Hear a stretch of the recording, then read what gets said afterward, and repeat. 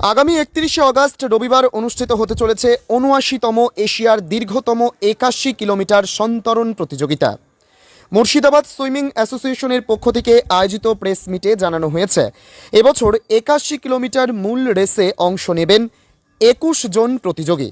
পাশাপাশি একই দিনে জিয়াগঞ্জ থেকে শুরু হওয়া ১৯ কিলোমিটার সন্তরণ প্রতিযোগিতায় অংশ নেবেন ২১ জন মহিলা ও ৩৮ জন পুরুষ সাঁতারু। বাংলাদেশ থেকে ইতিমধ্যেই এসে পৌঁছেছেন ৮ জন প্রতিযোগী। এর মধ্যে ৮১ কিলোমিটার মূল রেসে থাকবেন ২ জন, আর ১৯ কিলোমিটার রেসে থাকবেন ৩ জন মহিলা ও ৩ জন পুরুষ সাঁতারু। বিদেশি প্রতিযোগীদের মধ্যে রয়েছেন স্পেন ও ইন্দোনেশিয়া প্রবাসী সাঁতারুরা। গত বছরের চ্যাম্পিয়ন প্রত্যয় এবারও মূল আকর্ষণ হিসেবে অংশ নিচ্ছেন। তবে বয়সসীমা ১৩ থেকে ৫৫ বছর অতিক্রম করায় বেলজিয়ামের এক সাঁতারুকে বাদ দেওয়া হয়েছে। এছাড়াও মহারাষ্ট্রের একাধিক সাঁতারু নৌকা সংকটের কারণে প্রতিযোগিতায় অংশ নিতে পারেননি। আয়োজক সংস্থার পক্ষ থেকে জানানো হয়েছে, এখানে শুধুমাত্র মানুষ চালিত নৌকা ব্যবহৃত হয়। ৮১ কিমির জন্য পর্যাপ্ত নৌকা না থাকায় সীমিত প্রতিযোগীকেই নেওয়া হয়েছে। এমনকি জিয়াগঞ্জের ১৯ কিমি প্রতিযোগিতার জন্য বাইরে থেকে নৌকা সংগ্রহ করতে হয়েছে। দুই কেন্দ্র আইরন ও জিয়াগঞ্জ থেকে প্রতিযোগিতার প্রস্তুতি প্রায় শেষ। মিডিয়ার সহযোগিতার জন্য কৃতজ্ঞতা জানিয়ে প্রেস মিটের সমাপ্তি ঘটে।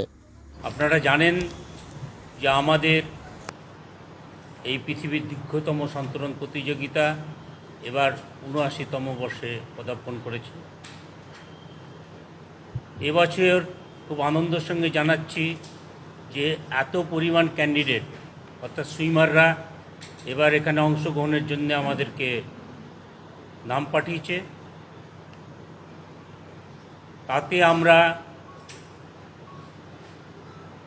বাদ থাক দিয়ে যেটা এখন অবধি দাঁড়িয়েছে সেটা হচ্ছে লংয়ে ২১ কিলোমিটারে ২১ জন,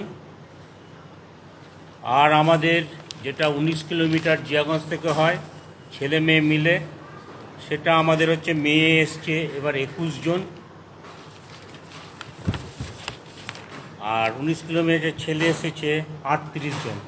তাহলে বুঝতে পারছেন কি বিপুল পরিমাণে আমাদের সুইমাররা এসেছে।